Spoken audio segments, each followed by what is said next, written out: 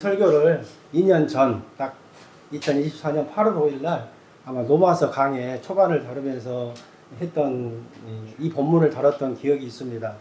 그리고 그 후에 최동영 목사님께서 이 본문으로 말씀을 전해 주셨던 기억이 있는데, 제가 왜 이 본문을 다시 들고 섰냐면은 사도행전을 우선 접어두고 지난주에 우리 교인들하고 같이 이야기하면서 우리가 하나님에 대해서 오해하고 있는 부분이 좀 있지 않나, 저 자신도 그렇게 느꼈고요.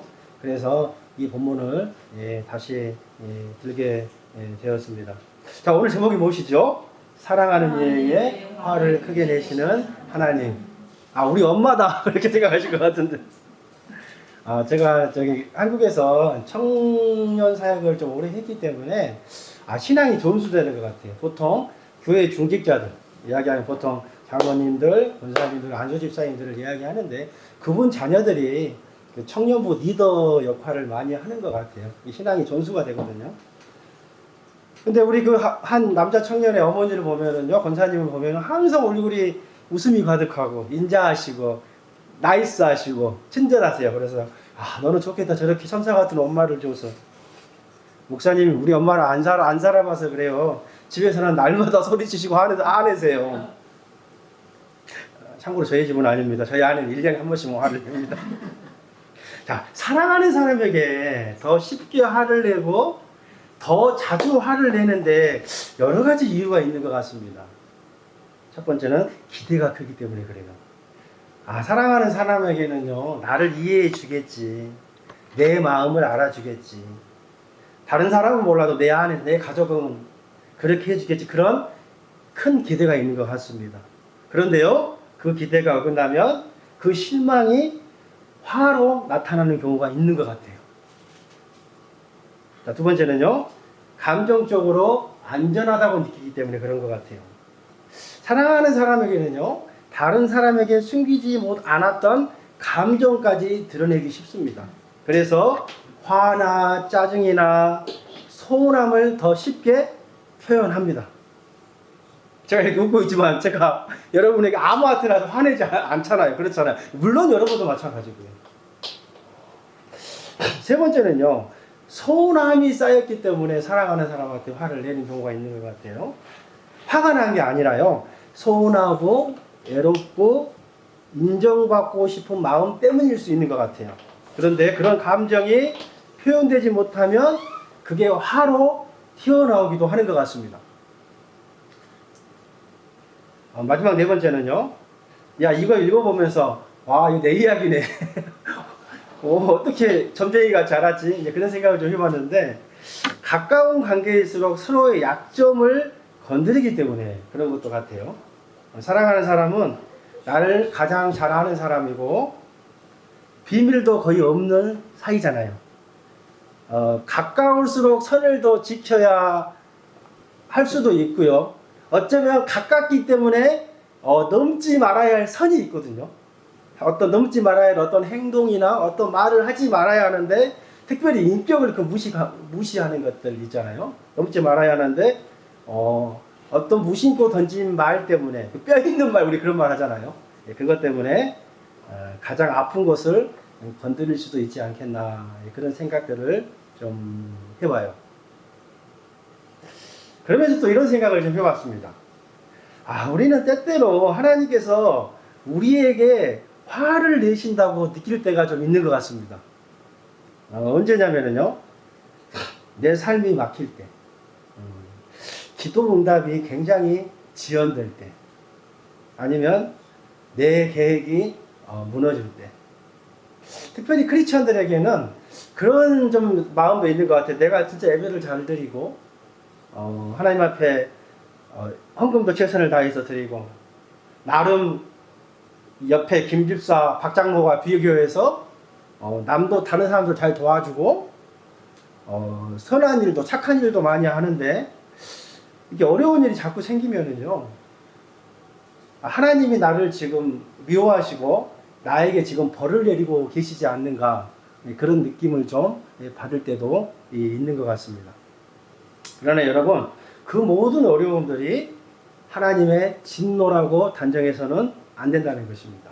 자, 자, 오늘 우리 설교 제목이 화를 크게 내시는 하나님인데요. 이 화를 크게 내는 거를 이걸 한문으로 진노라고 합니다. 진노. 진.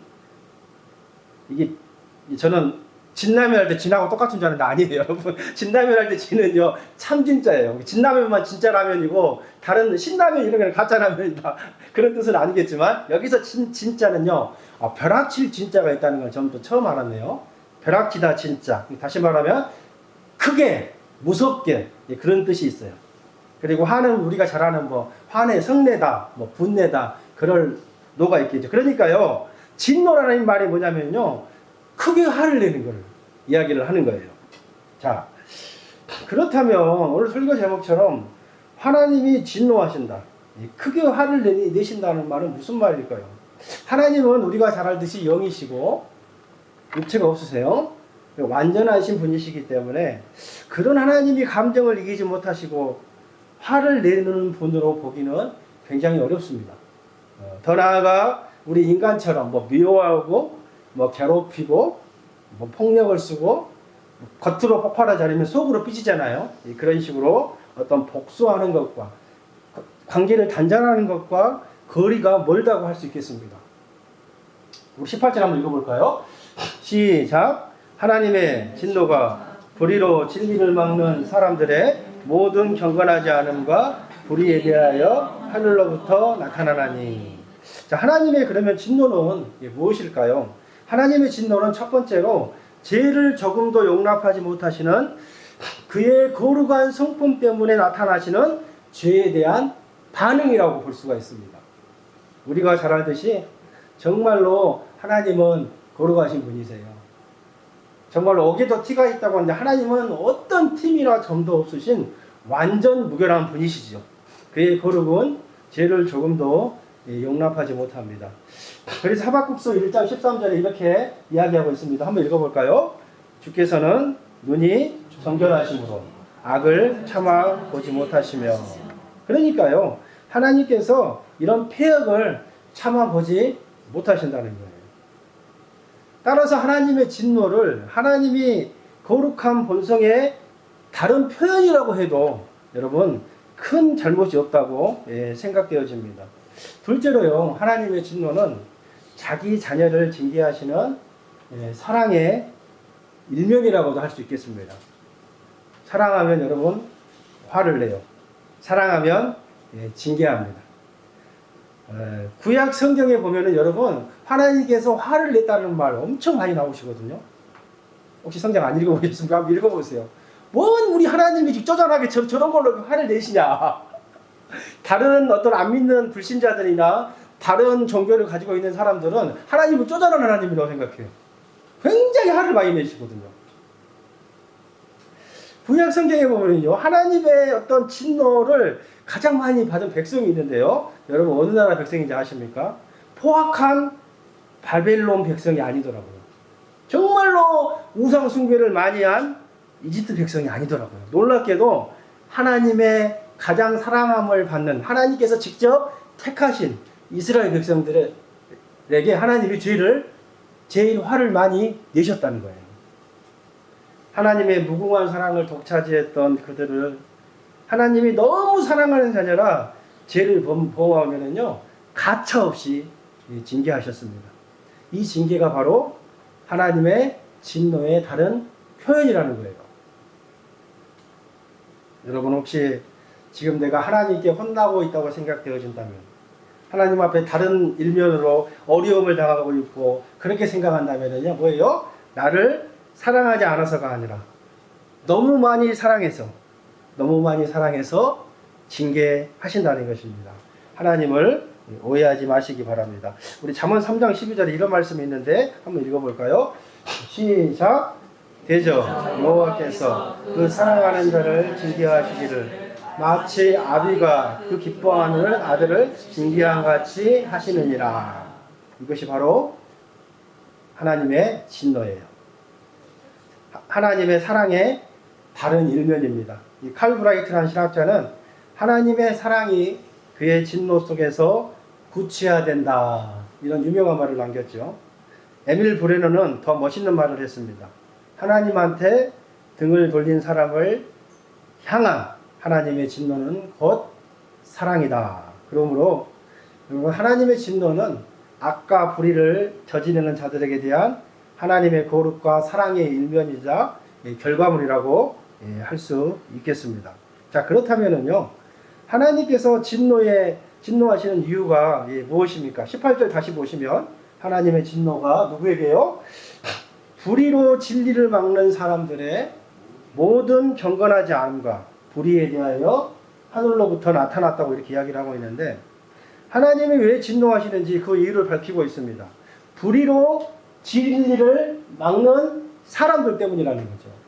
쉽게 말하면은요, 죄를 범함으로 진리를 고의적으로 거부하고 반항하고 대적하는 사람들 때문에 하나님이 진노를 하지 않을 수가 없다는 거죠. 우리 주변을 한번 여러분 살펴보십시오.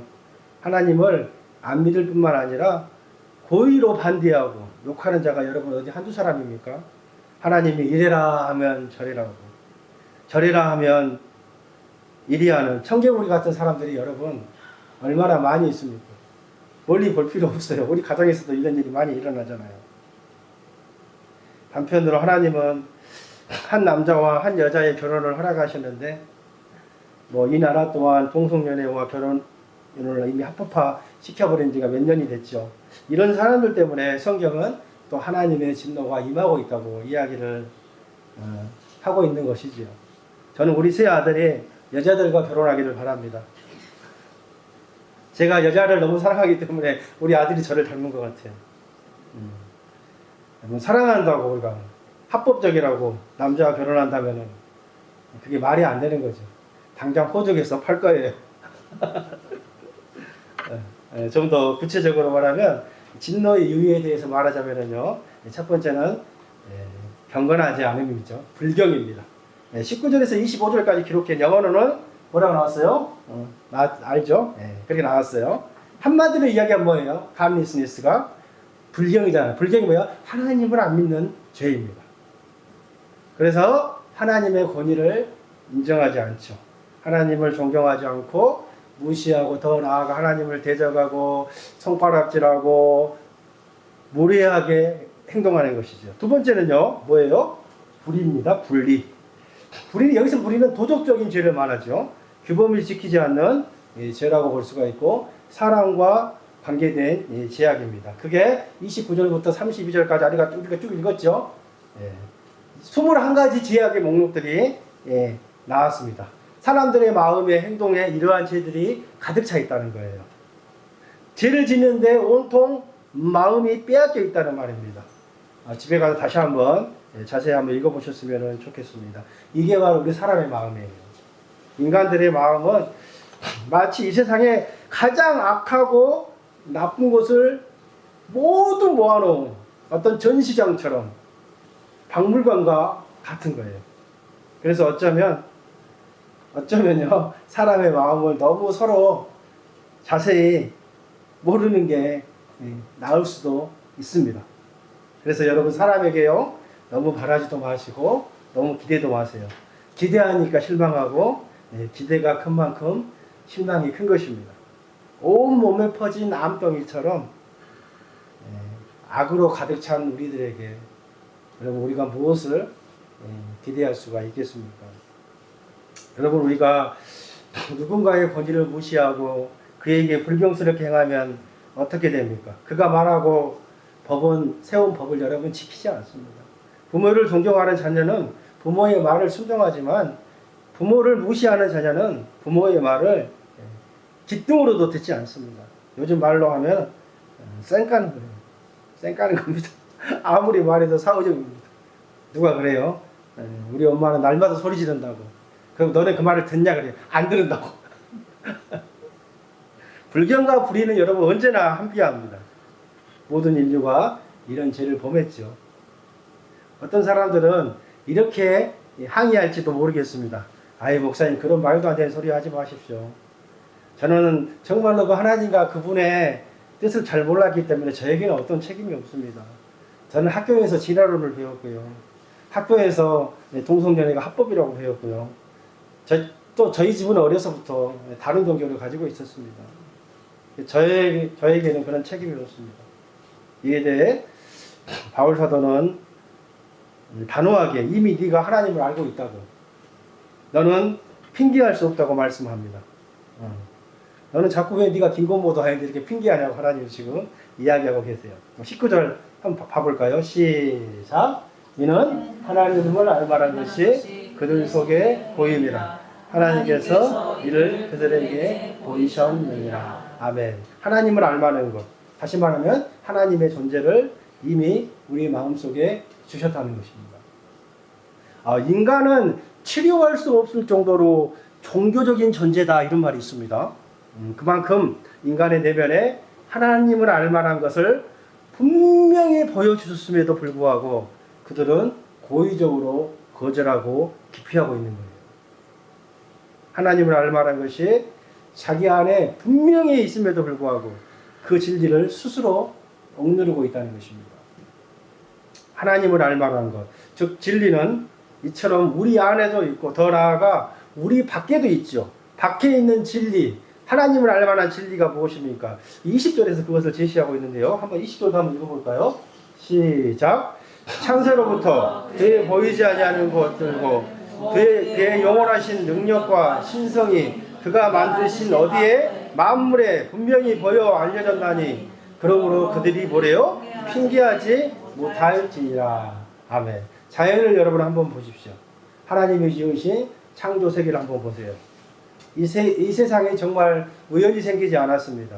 저 많은 별들이 우연히 생겼을까요? 이 우주가, 우리가 사는 지구가 우연히 존재하고 운행하고 있다고 믿습니까? 아니에요. 다 뭐예요? 하나님의 작품이고 하나님이 친히 만드신 예술품이라는 것입니다. 그래서 그 유명한 철학자 칸트는 밤하늘에는 무수한 별들이 반짝이고 내 마음 속에는 양심의 도덕률이 반짝이고 있다고 이야기를 했습니다. 하나님을 안 믿는 무신론자라고 할지라도 자신을 압도할 만한 자연 속에 처하게 될 때 무의식 중에 신을 찾는다고 이야기를 합니다. 그 미국 애리조나주에 가면은 그랜드 캐년의 엄청난 장엄함을 보았을 때, 스위스 알프스의 놀라운 광경을 보았을 때, 야, 도대체 저거 누가 만들었을까? 그런 말들이 무심코 흘러나온다고 들었습니다. 또한요, 인간은 절체절명의 위기에 처하게 되면은요, 오 마이 갓, 하나님 살려주세요, 이런 말이 절로 나온다고 합니다. 이것만 보더라도요, 우리 인간의 마음과 밖에 하나님을 알만한 절대적인 진리가 있다는 것을 우리가 자명하게 여러분 알 수가 있습니다. 그래서 우리가 하나님을 모른다고, 하나님을 몰라서 못 믿는다고 핑계댈 수가 여러분 있어요? 없어요? 절대 없습니다. 우리 18절에서 다시 한번 읽어볼까요? 시작. 하나님의 진노가 불의로 진리를 막는 사람들의 모든 경건하지 않음과 불의에 대하여 하늘로부터 나타나나니. 이처럼 여러분, 불경한 죄와 불의한 죄를 저지르는 자에게 하나님의 진노는 지금까지도 하늘로부터 나타납니다. 지금도 온 이 우주와 온 인류에게 나타나고 있습니다. 이 말은요, 하늘에서 벼락을 친다는 소리가 아닙니다. 이 말은 하늘에서 진노의 소각비처럼 내리기 때문에 어느 누구도 피할 수 없다는 거예요. 하늘로부터 나타나나니. 이 말에는 중요한 것은요, 현재 진행형인데요, 과거뿐만 아니라 하나님의 진노가 지금도 계속해서 현재 진행형으로 나타나고 있다는 거예요. 어쩌면 각종 청재지변이나, 최강식 수사님 어제 이사해야 되는데 비 와가지고 오늘 이사가 미뤄져서 못 오셨는데 알버타 휴가 다녀오셨는데요, 세상에 알버타 가는 길에 얼마나 천둥 번개 비가 쏟아내리던지 몇 시간 동안 태어나서 그렇게 비가 많이 오는 거 처음 봤다고 그러더라고요. 주위에 막 차가 막 잠겨가지고 세고요, 줄 서 있고요. 그러니까 막내 아들 이전이가 아빠 다시는 우리 알버타 오지 마자고. 우리가 정말 좋은 데서 살고 있다고. 나중에 한번 오시면 이제 간증해달라고 했는데 제가 중간에 한번 통화를 했었는데요. 와, 이 알버타 못 오겠다고. 야, 그렇죠. 지금이 지금 겨울도 아니고, 지금 8월 가장 더울 때 아니겠습니까? 장난이 아니라고 그러더라고요. 그랬어요. 그렇게 하나님의 진노가 이렇게 나타날 수 있다. 천재지변이나 어떤 소나기나 어떤 뭐예요? 홍수나 어떤 산불이나 어떤 지진이나 온갖 바이러스나 어쩌면 코로나나 독감이나 그게 어쩌면 하나님의 진노의 일면일 수 있다는 거죠. 그래서 여러분 시편 기자는요. 시편 7편 1절에서 11절에서 이렇게 하나님을 표현하고 있습니다. 한번 따라해 보실까요? 매일 분노하시는 하나님. 그렇죠. 누구 닮은 것 같죠? 우리가 매일 하나님을 닮은 거예요. 하나님의 자녀는 하나님을 닮아가야 되는데요. 매일 그런 게요. 크게 무섭게 화내시는 하나님이라고. 왜요? 우리가 범한 불경과 불의 때문입니다. 다음의 질문을 스스로에게 한번 해봤으면 좋겠습니다. 나는 하나님의 자녀로서 하나님을 하나님으로 섬기고 있는가? 나는 정말로 그분을 존경하고 그분의 말씀을 사랑하고 있는가? 버릇없는 손자가 기호해주는 할아버지의 수염을 잡고 늘어지듯이 정말로 그렇게 우리가 너무 하나님의 사랑을 강조하기 때문에 은혜를 강조하기 때문에 어쩌면 우리가 또 하나님을 너무 버릇없게 섬기고 있지는 않는가? 그러다가 우리도 하나님의 큰 징계의 대상이 될 수 있다는 사실을 여러분 잊지 마시기 바랍니다. 그런데 한편으로 우리 마음속 한구석에 석연치 않는 의문 하나가 남아 있습니다. 정말로 하나님이 성경 말씀처럼 매일매일 불의와 경건하지 않은 죄를 향해 정말로 크게 무섭게 매일 화내고 계시다면은 이 사회의 악한 사람들이 어떻게 그다지도 형통할 수 있냐는 것입니다. 우리보다 훨씬 더 큰 죄를 지고 더 많은 죄를 지고 정말로 인류에 어떤 악영향을 끼친 그 사람들이 어떻게 그렇게 100살이 다 되도록 장수할 수 있느냐 이것이죠. 정말로 이단 교리를 가르치면서 정말로 올바른 사람들을 지옥으로 보내는 그런 이단의 어떤 그런 사람들이 괴수들이요. 정말로 수많은 영혼들을 지옥으로 보내고 있는데 어떻게 그 사람들이 그렇게 건강하고 장수하고 형통하고 이단들은 쉽게 말하면 우리가 말하는 자꾸 성장하고 뭐 부흥하고 어떻게 그럴 수 있냐 말이에요. 계속해서 지금 뭐 신천지나 이런 교회 계속 교세가 늘어난다고 그러잖아요. 왜 그럴까요? 정말로 악한 자가 벌을 받기보다 오히려 선하게 살려고 하는 자들이 진노의 대상이 되는 것처럼 이 세상은 너무나도 이해할 수 없고 모순된 일이 많이 일어나고 있는 것이 우리의 현실인 거예요. 하나님은 분명히 진노의 하나님이신데 불의가 판을 쳐도 하나님이 심판하지 않는 것 같습니다. 그래서 의로운 사람들이 피해를 보고 그래서 낙심하고 실패하고 일방적으로 당합니다. 그러나 불의한 자들은 온갖 불의를 자행하고 스스로 승승장구하고 우습고 이익을 보고 재산은 늘어나고 재미를 보고 사는데도 하나님은 천벌을 내리지 않고 보시기만 해요. 이런 모습을 볼 때 많이 속상하다라고 우리 차성호 목사님 지난주에 말씀하셨던 기억이 나요. 야, 마치 하나님이 어떤 진노의 대상을 잘못 보셨나 어떤 그런 착각이 들 정도인 것 같습니다. 아마 저만 그렇게 느끼지 않은 것 같습니다. 구약에 깨어있는 선지자들도 이것 때문에 하나님 앞에 호소했던 선지자들도 있습니다. 그러나 여러분 저의 어떤 이런 잘못된 생각, 이런 견해, 이런 분노, 이런 불평은요 하나님의 진노의 성격을 잘못 이해해서 생긴 것입니다. 그래서 우리가 성경을 바로 알아야 되는 거예요. 하나님께서는 즉각적으로 여유를 주지 않고 당장 심판하는 경우도 있습니다. 그러나 이런 경우는 굉장히 드문 것을 볼 수가 있고요. 우리 눈에 잘 보이지 않는다는 사실이죠. 그렇다면 이렇게 불경건하고 불의한 자들을 하나님께서 어떻게 다루시나요? 하나님의 진노의 방법은 여러분 무엇일까요? 이해하기 힘드시겠지만요. 하나님은 이러한 자들을 그냥 내버려 두신다는 것입니다. 잘 먹고 잘 살도록 건강하게 장수하도록, 하는 일이 잘 되도록, 형통하도록 내버려 두신다는 거예요. 하고 싶은 대로 하도록, 멋대로 살도록 내버려 두신다는 것입니다. 어떠한 브레이크도 없고, 자동차에 브레이크가 없어요. 악셀만 있다는 겁니다. 전기차도 아닌데. 이러한 표현이 본문에는 3번이나 반복해서 기록하고 있습니다. 24절 한번 읽어볼까요? 시작. 그러므로 하나님께서 그들을 마음의 정욕대로 더러움에 내어버리는다. 그들의 몸을 서로 욕되게 하셨으니, 정욕대로 살도록, 뭐라고요? 쾌락대로 살도록, 살고 싶은 대로 살도록 그냥 내버려 둔다는 말이네요. 자, 26절 한번 읽어볼까요? 시작. 이 때문에 하나님께서 그들을 욕심에 내버려 두셨으니 곧 그들의 여자들도 순리대로 쓸 것을 바꾸어 쓰며, 부끄러운 욕심대로 살도록 동성연애 하도록 내버려 두신다는 거예요. 학자들에 의하면은 로마 황제 15명 중에 14명이 동성연애자였다고 전해지더라고요. 역사학자 타키투스에 의하면은 로마의 황제의 최대 고민이 성병 처리 문제였다고 하네요. 요즘에는 후천성 면역 결핍증에 해당하는 에이즈라고 할 수 있을 것 같은데요.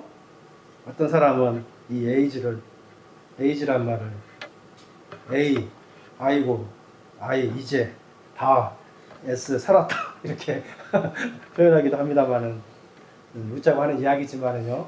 제가 찾아보니까 아직도 좀 많지는 없는 것 같습니다. 옛날에는 이 에이즈를 어떤 하나님의 천벌의 진노라고 이렇게 표현도 하기도 했습니다만은, 우리 28절 한번 읽어볼까요? 시작. 또한 그들이 마음에 하나님의 도미를 싫어하며 하나님께서 그들을 그 상실한 마음대로 내버려 두사 합당하지 못한 일을 하게 하셨으니, 타락한 마음 그대로 살아라는 거예요. 상실한 마음이 뭐예요? 실성한 마음을 말하죠. 잘못된 마음 그대로, 아까 말했던 21가지의 그 마음 죄악을 품고 그대로 살아라 이 말이에요.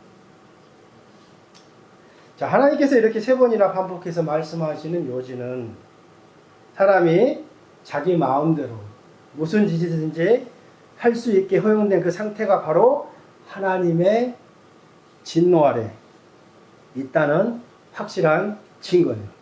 여러분 마음대로 살아도 하나님께서 여러분 태클 걸지 않고 제재하지 않는다면요, 그건 형통이 아니라 그건 뭐예요? 뭐라고요? 그거는 사랑이 아니라 그거는 여러분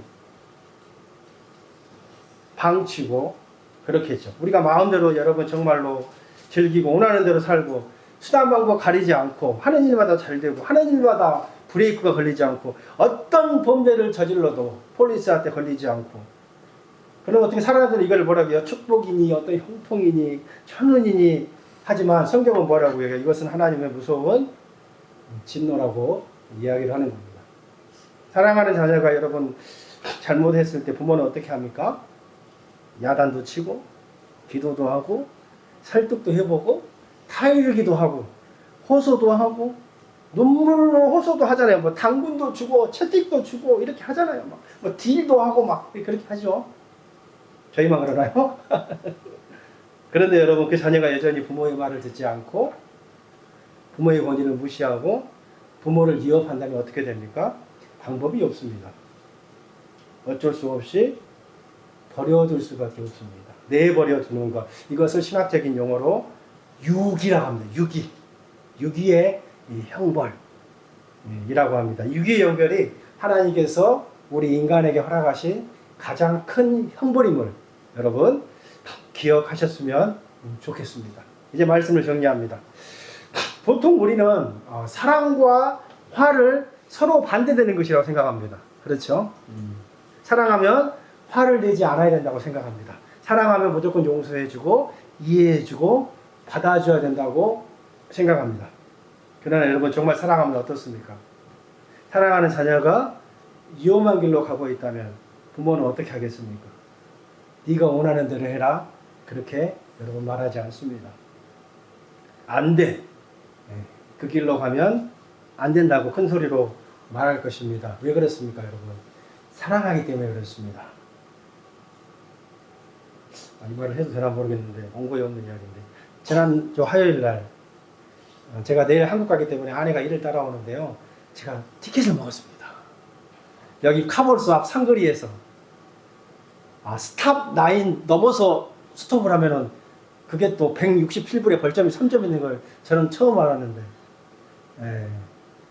아무튼 스탑 사인 넘으면 안 되는 넘어가지고 제가 해가지고 제 아내가 저한테 이제 당신 167불 병 1670개 쓰레기통 허리 부러지도록 또 어떤 그렇죠, 하소연, 어떤 화남, 또 뭐라 해야 돼, 불쌍함, 연민, 뭐 그런 거, 애증, 그런 거 있잖아요.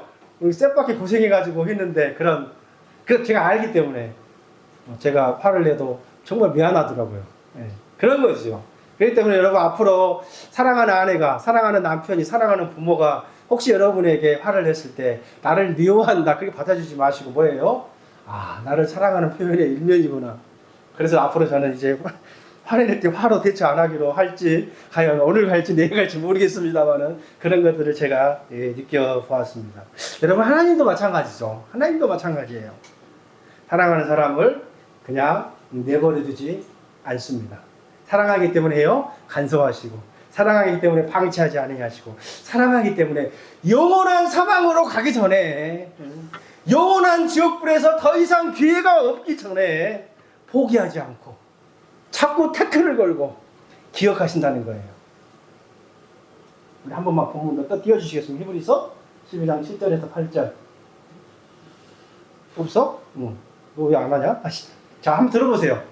하나님이 아들과 같이 너희를 대우하시나니 어찌 아버지가 징계하지 않는 아들이 있으리요. 그렇죠? 징계는 다 받는 것이거늘 너희에게 없으면 사생자요 친아들이 아니니라.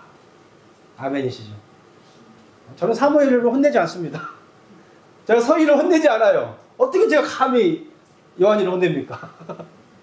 제가 찬이를 혼내지 않아요. 감히. 왜요? 내 자식이 아닌데요. 그렇죠? 여러분도 마찬가지일 겁니다. 마찬가지예요.